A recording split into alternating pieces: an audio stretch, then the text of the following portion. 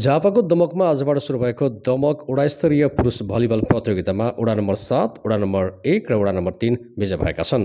वडा नम्बर 7 ले उपाय दावदार मानेको वडा नम्बर 2 माथि 26-24, 20-25 र 25-20 को सेटमा जित हासिल गर्दै प्रतियोगितामा विजय सुरुवात गरेको छ। त्यस्तै वडा नम्बर 1 ले वडा नम्बर 4 विरुद्ध सहज जित निकालेको छ। उपाधि दावदार मानेको वडा नम्बर 1 ले वडा नम्बर 4 विरुद्ध 25-16 र 25-9 को सेटमा जित हासिल गर्दै प्रतियोगिताको सेमिफाइनल प्रवेश गरेको छ। त्यस्तै आज नै सम्पन्न अन्तिम खेलमा वडा नम्बर 3 ले वडा नम्बर 8 विरुद्ध जित निकाल्दै प्रतियोगिताको अन्तिम 4 मा आफ्नो स्थान सुरक्षित गरेको छ। वडा नम्बर 3 ले वडा नम्बर 8 विरुद्ध 25-22, 25-27 र 25-16 को सेटमा जित हासिल गर्दै प्रतियोगितामा विजय सुरुवात गर्दै अन्तिम 4 मा आफ्नो स्थान सुरक्षित गरेको हो। भोलि फाइनल प्रवेशको लागि वडा नम्बर 3 र वडा नम्बर 9 तथा वडा नम्बर 1 र वडा नम्बर 7 बीच प्रतिस्पर्धा हुनेछ।